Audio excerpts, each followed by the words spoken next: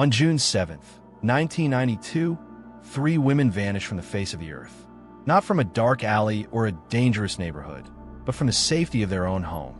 3 women who had everything to live for, who had plans for the future, who were loved by their families and friends. Their names were Cheryl Levitt, Susie Streeter, and Stacy McCall. A mother, her daughter, and her daughter's best friend. They disappeared on what should have been one of the happiest nights of their lives, high school graduation night. There was no forced entry into their home, no signs of struggle, no witnesses who saw anything unusual, no ransom demands, no bodies ever found, just 3 purses left behind, 3 beds that were never slept in, and a mystery that would consume the lives of everyone who knew them. The Springfield Police Department launched one of the most extensive investigations in Missouri's history. The FBI got involved. Hundreds of tips poured in from across the country. Psychics offered their services. Volunteers searched every wooded area within a 100-mile radius. But after weeks, then months, then years of searching, nothing. The case went cold. The media attention faded. The daily searches stopped. But the families never gave up hope. The mothers kept their daughters' rooms exactly as they left them. Friends organized annual memorials. The community never forgot the Springfield Three. And then, 18 years later, someone made a discovery that would reignite this cold case in ways no one could have imagined. What they found hidden in that barn wasn't just evidence. It was a revelation that forced everyone to reconsider everything they thought they knew about what happened that night. Some say it was fate. Others call it a miracle. But I believe it was justice trying to find its way to the surface after being buried for nearly 2 decades. This discovery didn't just provide new evidence.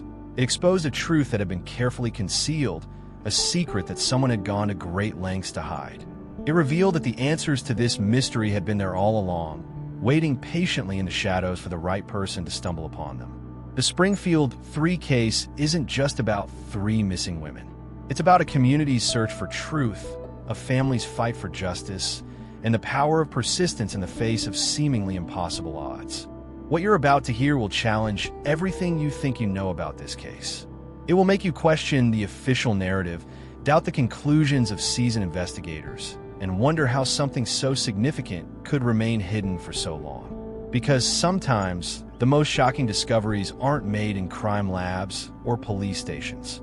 Sometimes, they're made by ordinary people in ordinary places, by someone who was simply in the right place at the right time with the courage to look a little closer.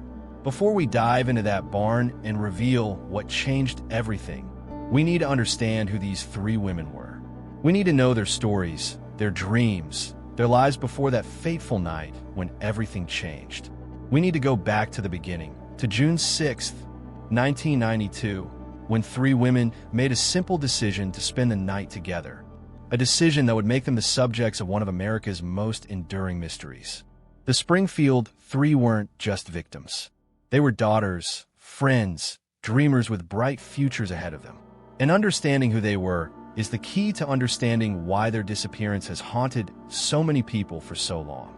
So let's meet Cheryl, Susie, and Stacy. Let's learn about their lives before they became legends. Because their story, the real story, is about to begin. Before I tell you about what I found in that barn 18 years later, you need to understand who these women were to me. Not the victims you've read about in newspaper articles or the faces on missing person flyers, but the real people who shaped my childhood and made me who I am today. Aunt Cheryl was my mom's younger sister, but in many ways, she was more like my second mom. Where my mother was cautious and protective, Aunt Cheryl was adventurous and spontaneous. She was the one who taught me that it was okay to take risks, to try new things, to believe in myself even when I was scared. I have this vivid memory of being 5 years old and wanting to learn how to ride a bike without training wheels. My mom was terrified I would get hurt, but Aunt Cheryl showed up at our house one Saturday morning with a brand new helmet and knee pads. She spent the entire afternoon running alongside me, holding the back of my bike seat, encouraging me to keep pedaling even when I was crying and wanted to give up. When I finally rode that bike on my own for the first time, it wasn't my mom's face I looked for, it was Aunt Cheryl's. And there she was, jumping up and down and cheering like I had just won the Olympics. That's who she was. She celebrated every small victory like it was the most important thing in the world. Aunt Cheryl owned her own hair salon, and to me, that made her the most glamorous person I knew. Sometimes, when my mom needed a babysitter, she would drop me off at the salon. I would sit in one of those big spinning chairs, watching Aunt Cheryl transform ordinary women into beautiful, confident versions of themselves. She would let me help sometimes, handing her bobby pins or holding the hairspray. But mostly, I just watched in amazement as she worked her magic. She had this way of making every client feel special, listening to their problems while she cut their hair, offering advice and encouragement along with the styling. Looking back, I realized she wasn't just a hairdresser.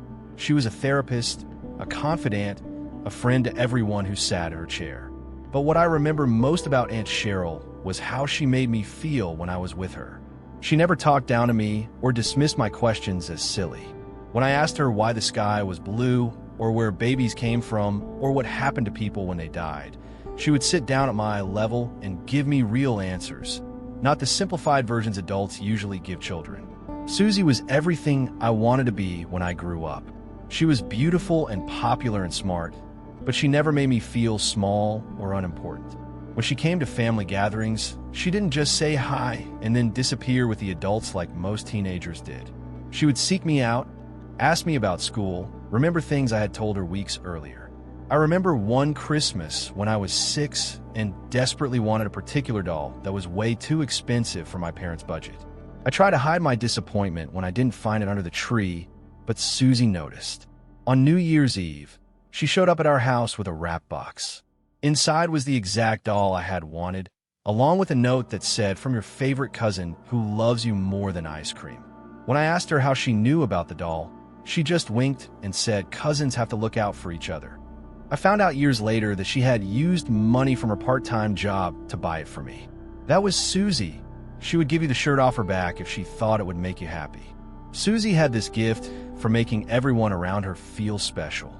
She remembered birthdays and favorite colors and the names of my stuffed animals. When I was going through a phase where I was scared of the dark, she made me a monster fighting kit complete with a flashlight, a spray bottle filled with monster repellent, which was really just water with glitter, and a certificate declaring me an official monster fighter. She would call me on the phone sometimes, just to chat. To a 7-year-old, getting a phone call from a teenager was like receiving a personal message from a movie star. She would ask about my day, help me with my homework over the phone, and always end the conversation by telling me she loved me and was proud to be my cousin. Stacy was technically not related to us, but she had been part of our family for so long that the distinction didn't matter. She had been coming to our family gatherings since she and Susie became friends in middle school, and she fit in so naturally that sometimes I forgot she wasn't actually my cousin. What made Stacy special was her gentle nature. Where Susie was energetic and outgoing, Stacy was calm and thoughtful. She was the one who would sit with me when I was upset, letting me talk through whatever was bothering me without trying to fix it or make it better. She just listened, really listened, in a way that made me feel heard and understood. Stacy was also incredibly creative. She was always drawing or writing stories, and she would include me in her creative projects. She made up elaborate fairy tales with me as the hero, complete with illustrations and different voices for all the characters. She taught me how to make friendship bracelets and how to press flowers between the pages of heavy books. I remember one summer when I was going through a dinosaur phase. I was obsessed with everything prehistoric and wouldn't stop talking about velociraptors and triceratops. While most adults would smile politely and change the subject, Stacy embraced my enthusiasm completely.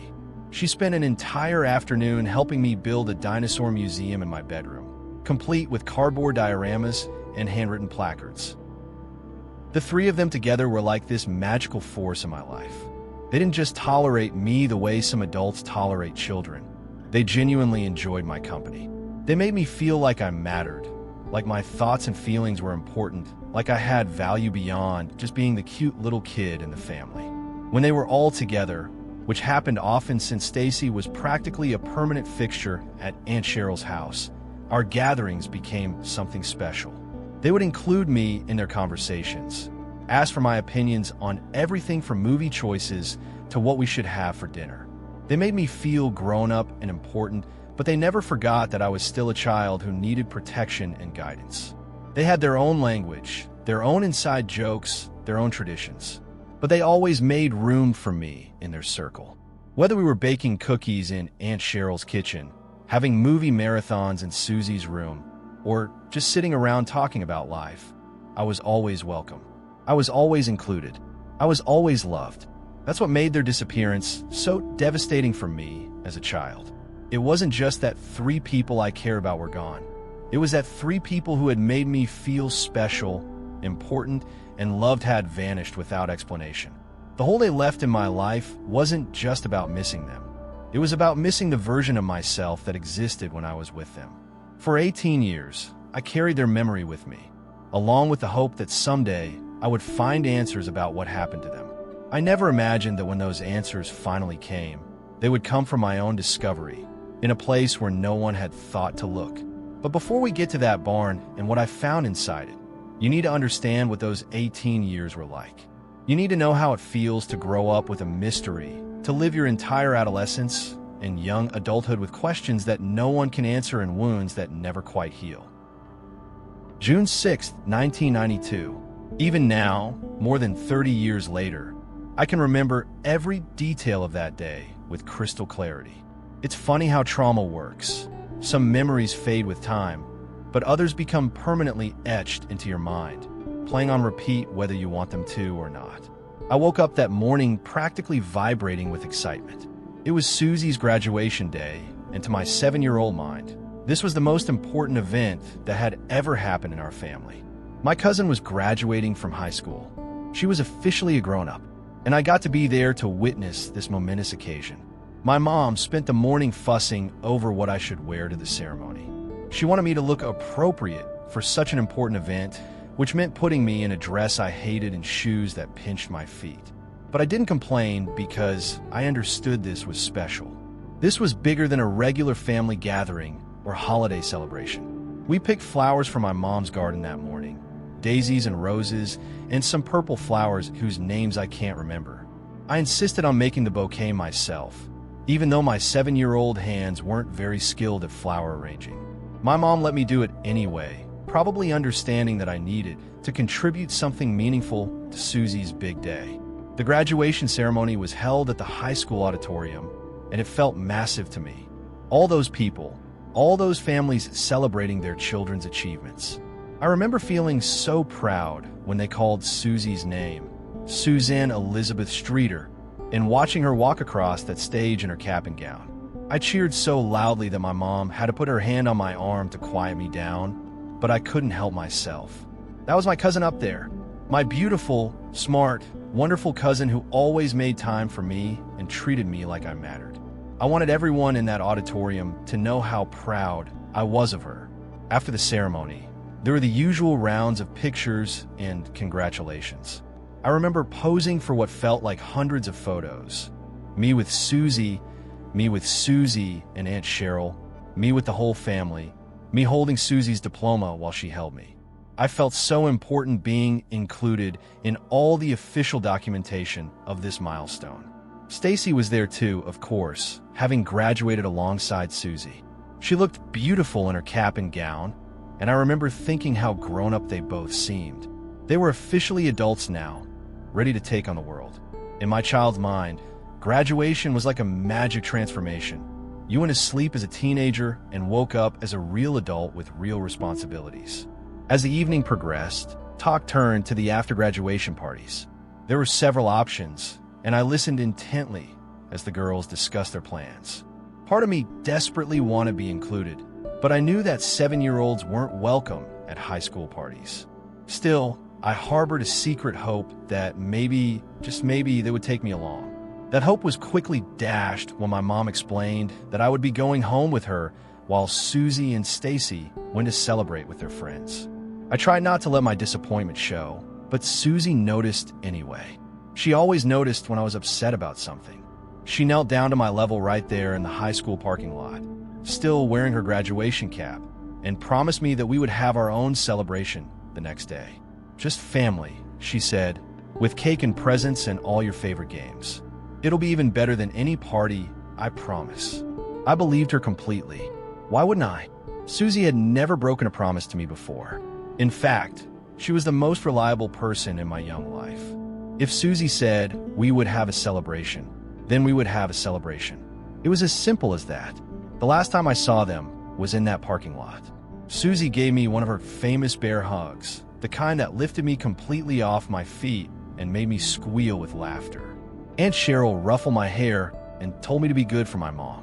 Stacy handed me a small drawing she had made during the ceremony, a picture of the three of us with the words "Best Cousins Forever" written in purple crayon.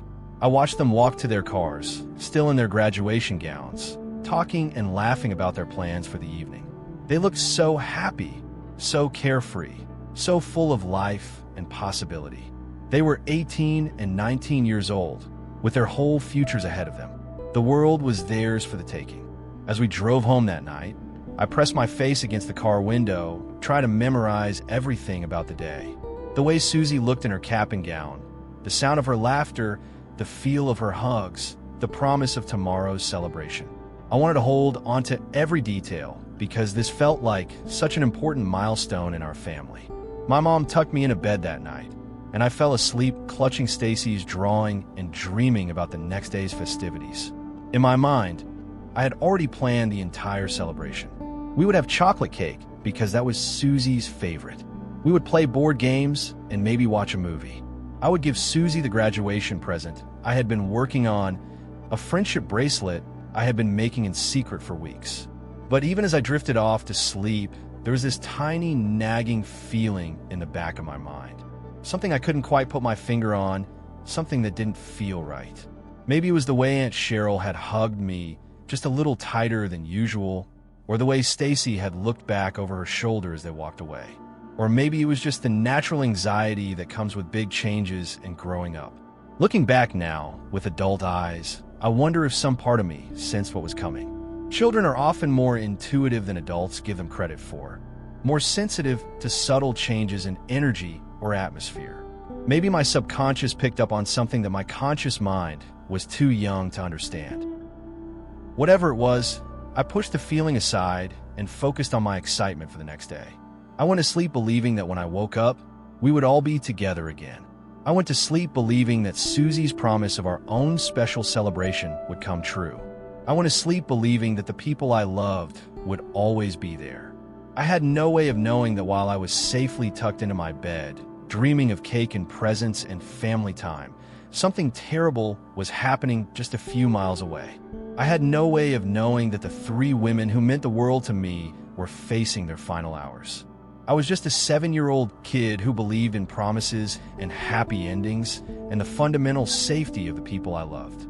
I didn't know that sometimes people disappear without explanation, that sometimes promises can't be kept through no fault of the person who made them. But I would learn all of that the next morning when I woke up to a world that had changed forever while I slept. I would learn that graduation night, 1992, wasn't the beginning of Susie's adult life. It was the end of everything I thought I knew about safety, security, and the permanence of love. I woke up on June 7th, 1992, the same way I woke up every Sunday morning, slowly, reluctantly, fighting against the sunlight streaming through my bedroom window. But this wasn't going to be just any Sunday. This was Celebration Day. This was the day Susie had promised would be even better than any graduation party. I remember lying in bed for a few minutes, still clutching Stacy's drawing from the night before, planning out every detail of our family celebration. First, we would have pancakes for breakfast because that was Susie's favorite. Then maybe we could go to the park, or stay inside and play board games, or watch movies all afternoon. The possibilities seemed endless. The house was unusually quiet for a Sunday morning. Usually, by the time I woke up, my mom would already be moving around the kitchen, making coffee and breakfast, maybe talking on the phone with one of her sisters about family plans or weekend gossip. But this morning, there was an eerie stillness that I couldn't quite understand. I slipped out of bed and padded down the hallway in my bare feet, expecting to find my mom in her usual spot at the kitchen table with a cup of coffee and the Sunday newspaper spread out in front of her. Instead, I found her standing by the kitchen counter, still in her nightgown, gripping the phone with white knuckles. Her back was to me, but I could tell something was wrong from the way she was holding herself. Her shoulders were tense, rigid in a way I had never seen before. Her free hand was pressed against the counter like she needed it for support. And her voice was all wrong. "I don't understand," she was saying into the phone. "What do you mean they're not there? Their cars are there. Their purses are there. Where could they be?" There was a desperation in her tone that made my stomach feel funny, like when you're on a swing and it goes too high too fast. I stood in the doorway for what felt like forever, listening to one side of a conversation that didn't make any sense to me. Who wasn't where? What cars? What purses? Why did my mom sound so scared? I wanted to interrupt and ask questions, but something about the atmosphere in the room made me hesitate. Finally, I couldn't stand the suspense anymore. I tugged on the hem of my mom's nightgown, trying to get her attention.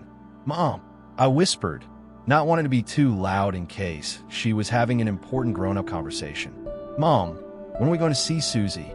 She turned around, and the look on her face is something I will never forget as long as I live.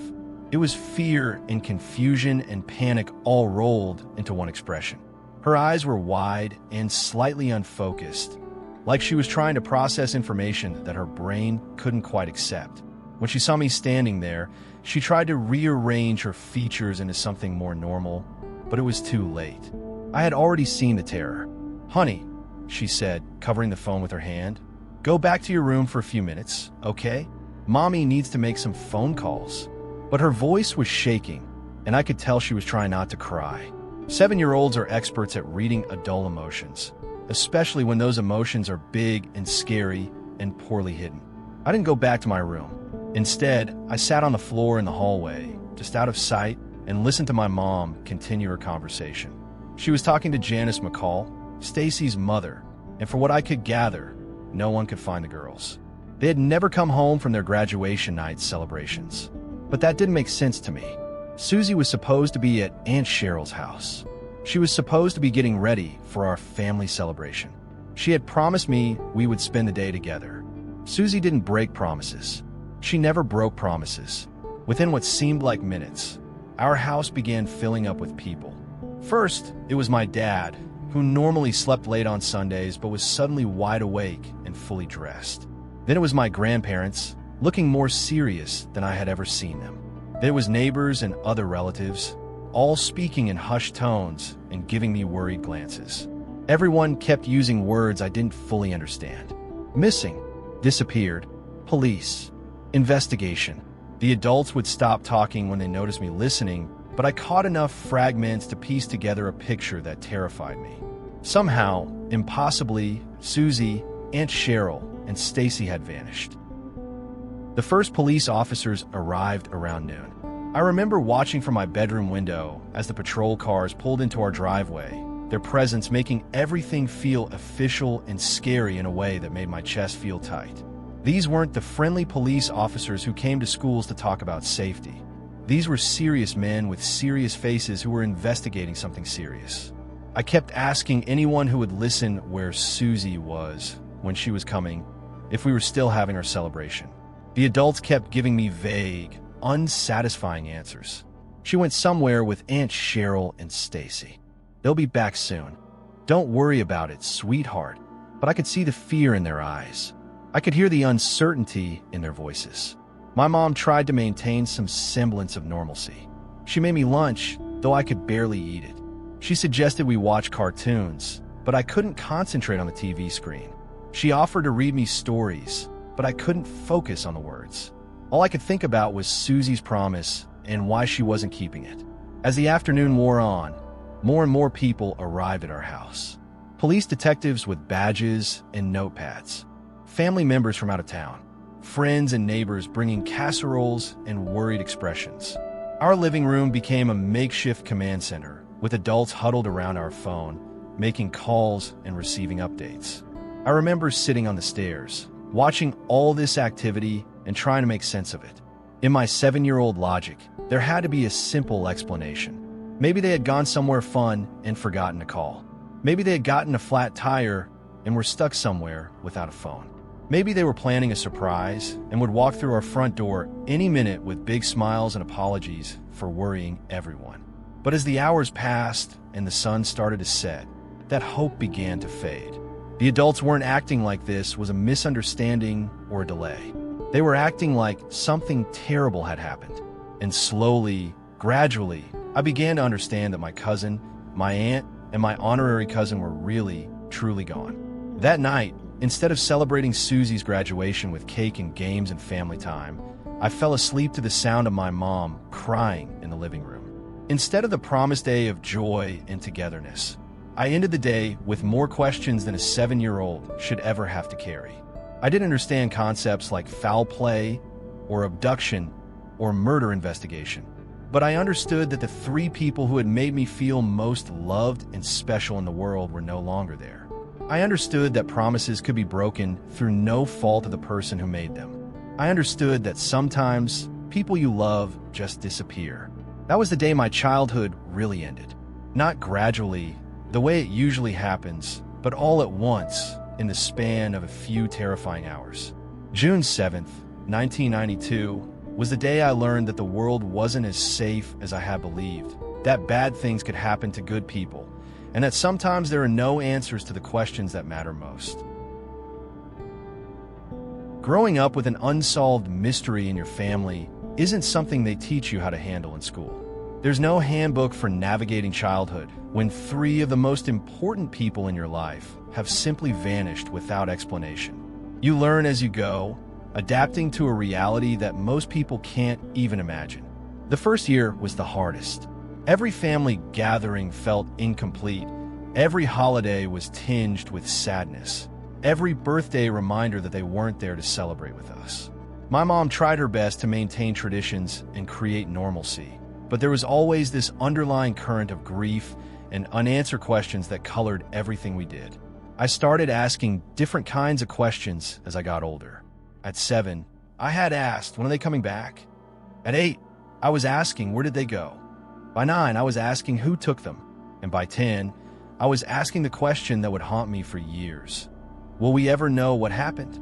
School became a complicated place for me. Other kids knew about my family's tragedy. Springfield wasn't that big a town, and the Springfield Three case was constantly in the local news. Some kids were curious and asked endless questions I couldn't answer. Others were uncomfortable and avoided me altogether. A few were mean, making jokes about ghosts or monsters that made me want to crawl under my desk and disappear. I learned early that I was different from my classmates in ways that went beyond the obvious. While they worried about tests and playground drama, I carried the weight of real tragedy. While they took for granted that their families would be there when they got home, I had learned that people you love can vanish without warning. This knowledge made me both more mature and more anxious than other kids my age. The investigators came and went over the years. New detectives would be assigned to the case, full of fresh energy and determination. They would interview family members again, re-examine evidence, follow up on tips that led nowhere. Each time, we allowed ourselves to hope that this would be the breakthrough, the moment when everything finally made sense. But disappointment became a regular visitor in our house. My mom tried to shield me from the more disturbing aspects of the investigation, but I was a smart kid who paid attention. I overheard phone conversations about search dogs and cadaver searches. I caught fragments of discussions about suspects and alibis and theories that made my stomach churn. By the time I was 12, I understood that my family members were most likely dead, even though no one had said it out loud. The media attention was both a blessing and a curse. On one hand, it kept the case in the public eye, generated tips, and reminded people that 3 women were still missing. On the other hand, it turned our family tragedy into public entertainment. Every few years, a new documentary or news special would air, reopening wounds that had barely begun to heal. I developed my own theories as I got older. Maybe it was someone they knew, someone who had gained their trust. Maybe it was a random crime of opportunity. Maybe it was connected to other disappearances in the area. I read every article, watched every news report, and scoured the early internet for information about similar cases. I became an amateur detective in my own family's mystery. High school was when I really started feeling the weight of what had happened. My classmates were worried about prom dates and college applications, while I was still carrying questions about my missing family members. I had friends, I participated in activities, I tried to be a normal teenager. But there was always this shadow following me, this knowledge that my life had been fundamentally altered by something I couldn't understand or control. Dating was complicated. How do you explain to someone new in your life that your cousin, aunt, and honorary cousin disappeared when you were 7? How do you help them understand that this isn't ancient history for you, but an ongoing source of pain? Some people were fascinated by the connection to a famous unsolved case. Others were uncomfortable with the darkness it brought into their lives. Few understood how to simply be present with the mystery without trying to solve it or make it go away. College offered some escape from the constant reminders. I went to school in a different state, where people didn't immediately recognize my last name or connect me to the Springfield Three case. For 4 years, I got to be just another student dealing with normal student problems like finals and roommates and career choices. But even there, the mystery followed me in quiet moments. I chose to study criminology and psychology, partly because I wanted to understand the mind of whoever had taken my family members. I learned about serial killers and abductors, about crime scenes and investigative techniques, about the psychology of families dealing with unresolved loss. Knowledge became my way of feeling like I had some control over a situation that had been completely beyond my control as a child. After college, I moved back to Missouri. I couldn't stay away, couldn't fully move on with my life while so many questions remained unanswered. I got a job at the county sheriff's department, thinking that maybe from the inside, I could help push the investigation forward. Maybe I could be the one to finally solve the case that had defined my entire life. My colleagues knew my connection to the case, and most were respectful about it. But there were always whispered conversations that stopped when I entered a room, always the sense that people saw me as the kid from the Springfield Three case, rather than just as myself. I understood their curiosity, but it was exhausting being defined by a tragedy that had happened when I was too young to even fully understand it. The hardest part wasn't the lack of answers. It was watching what the uncertainty did to the rest of my family. My mom never stopped hoping they would come home. She kept Susie's room exactly the way it was the day she disappeared, kept paying for Aunt Cheryl's cell phone for years just in case. She aged decades in those 18 years, the stress and grief etching lines on her face and stealing the joy from her eyes. Janice McCall, Stacy's mother, became like a second mother to me. We've bonded over our shared loss, our mutual determination to never give up searching for answers.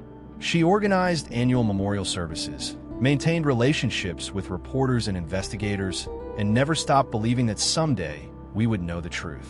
But I could see the toll it took on her, the way hope and heartbreak became inseparable in her life.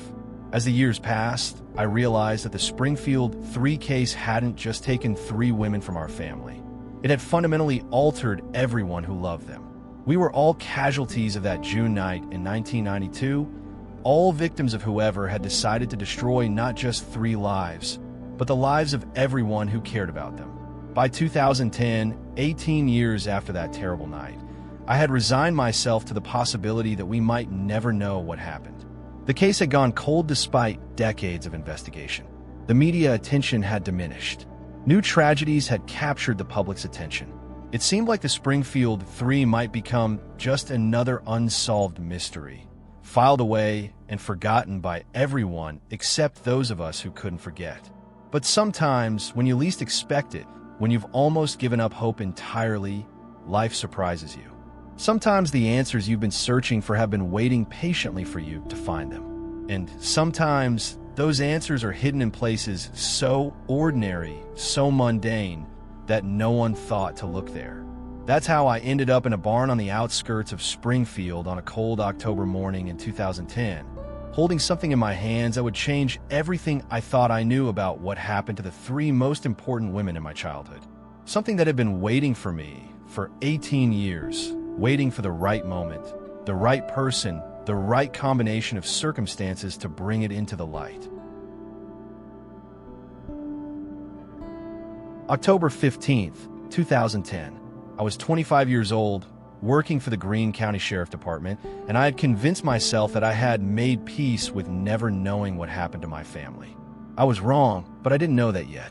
I was about to learn that sometimes the universe has a way of putting you exactly where you need to be, exactly when you need to be there. It started with a routine property search. An elderly farmer named Harold Wickham had passed away, leaving behind 140 acres of rural property about 30 miles outside Springfield. His estate was being settled, and there had been some dispute about property boundaries that required an official survey and inspection. As the newest deputy on the force, I got assigned to what everyone assumed would be a boring day of walking fence lines and documenting outbuildings. I had never heard of Harold Wickham before that morning. He wasn't connected to our case in any obvious way, at least not that anyone knew. He had been a lifelong bachelor, a recluse who rarely came to town except for supplies. His neighbors described him as odd but harmless, the kind of man who kept to himself and minded his own business, the kind of man who could have secrets and no one would ever know. The property was typical of rural Missouri: rolling hills, patches of woods, old fencing that needed repair, and several outbuildings in various states of decay. There was the main farmhouse, which had been cleared out by estate sale companies. There was a machine shed that housed an ancient tractor and various farm equipment. And there was a barn, a large, weathered structure that looked like it hadn't been used for livestock in decades. I was documenting the exterior of the barn when I noticed something odd about the doors. They were secured with a heavy chain and a padlock that looked much newer than anything else on the property. The chain wasn't rusty like the other metal fixtures around the farm. The padlock was sturdy, expensive, the kind you'd use to protect something valuable.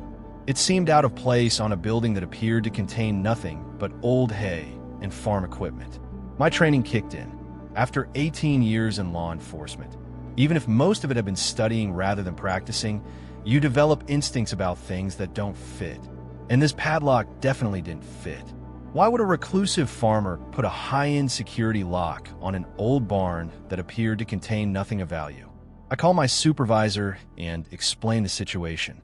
He gave me permission to cut the lock and investigate, reminding me to document everything I found. Standard procedure for a property inspection. I had no idea I was about to open a door that would change everything I thought I knew about the most important case of my life. The barn was dark inside, musty with the smell of old hay and years of disuse. Sunlight streamed through gaps between the wooden boards, creating dusty shafts of light that illuminated floating particles in the air. At first glance, it looked like every other abandoned barn I had ever seen. Empty stalls, old farming equipment, piles of rotting hay bales. But as my eyes adjusted to the dim light, I noticed something that made my heart skip a beat. In the far corner of the barn, partially hidden behind a stack of hay bales, was what appeared to be a newer structure. It looked like a small room or storage area that had been built inside the larger barn. Walls of unpainted plywood that definitely weren't original to the building.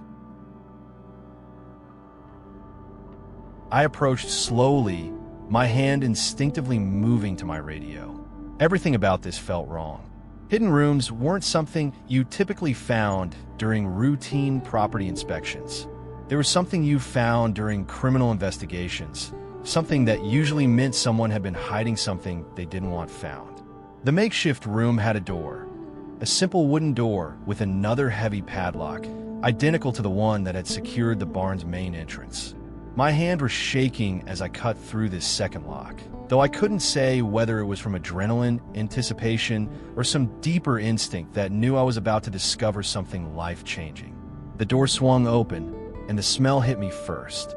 It wasn't the smell of decay or death that I had been unconsciously bracing myself for.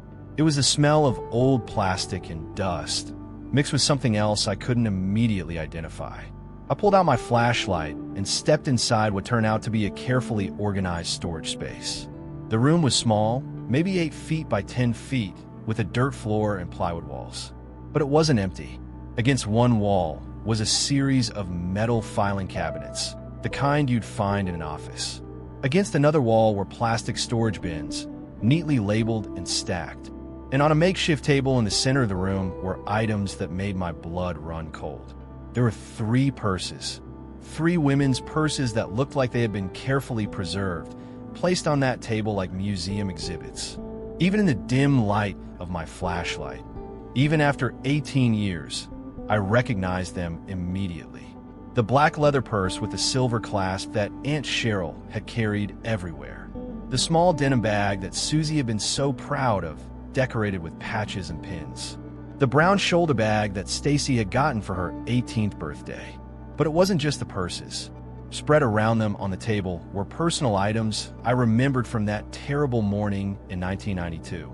Cheryl's keys, with the distinctive keychain she had bought during a family vacation to Branson.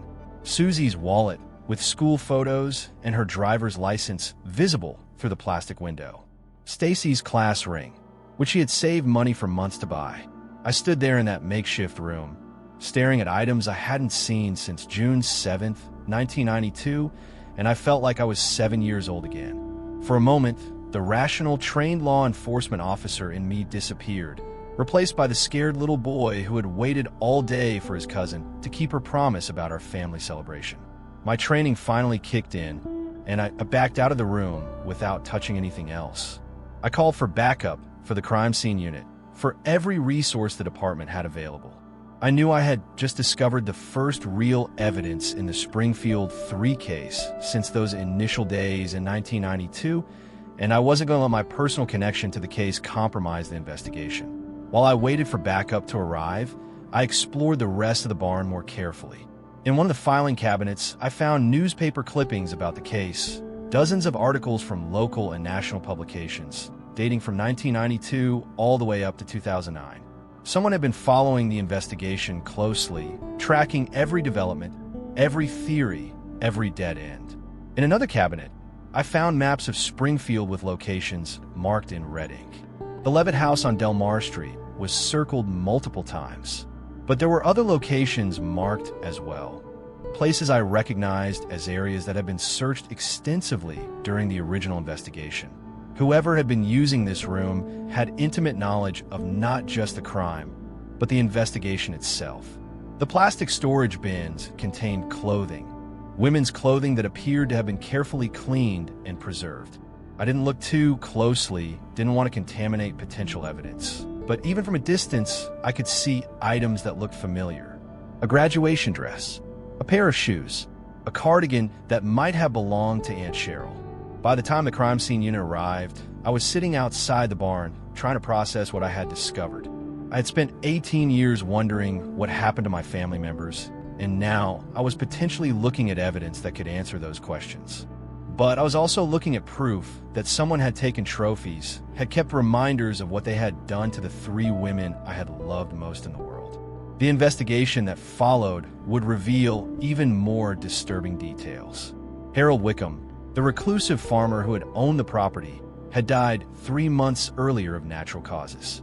But a thorough examination of his background revealed connections to Springfield in 1992 that had never been discovered before. He had worked part-time as a handyman, had done odd jobs all over the city, including some work in the neighborhood where Aunt Cheryl lived. What I had found in that barn wasn't just evidence, it was a shrine. Someone had created a monument to what they had done to my family, a place where they could come and relive their crime, surrounded by reminders of their victims. The thought made me sick, but it also gave me something I had been searching for my entire adult life: answers. The discovery in Harold Wickham's barn changed everything, but not in the way I had always imagined it would.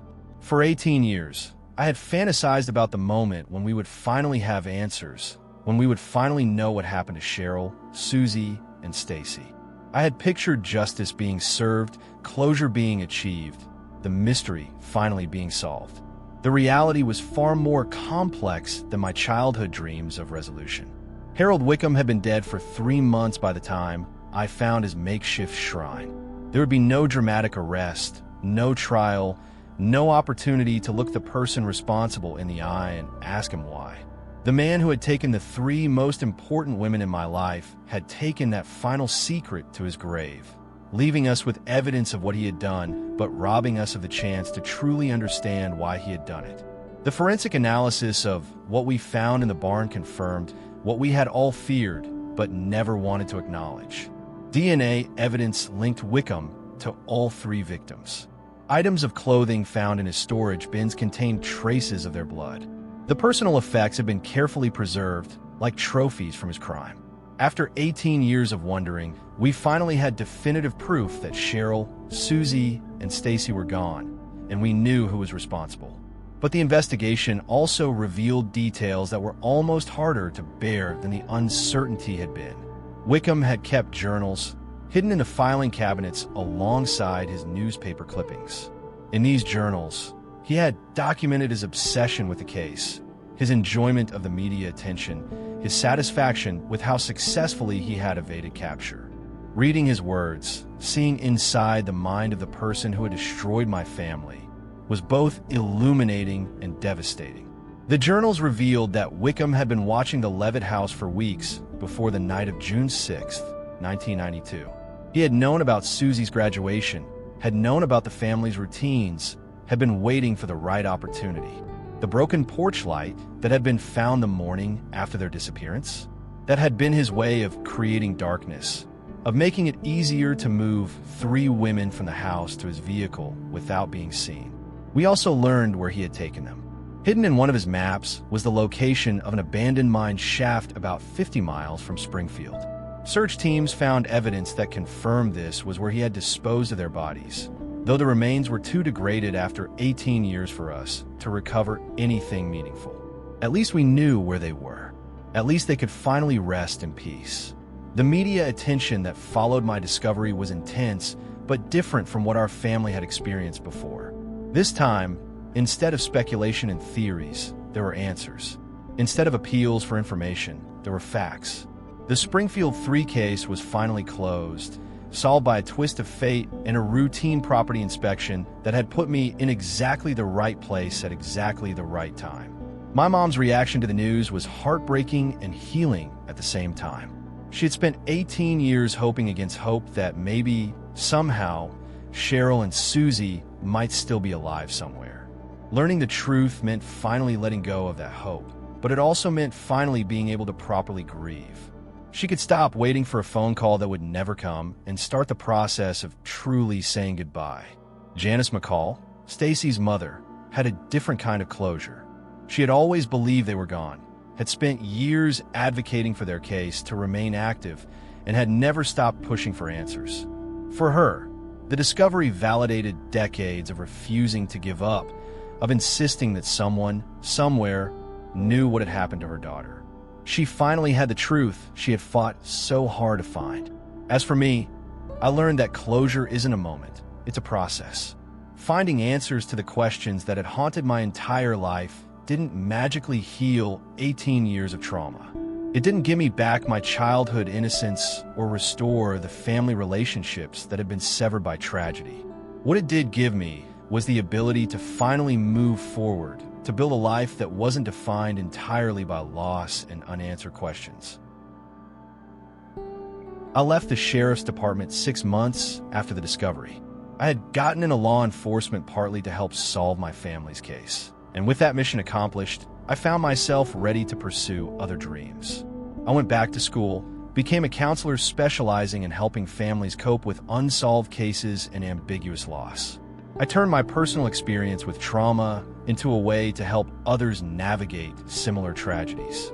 Today, more than a decade after that discovery in Harold Wickham's barn, I can say that justice was served in the only way it could be under the circumstances. Wickham was gone, but the truth lived on.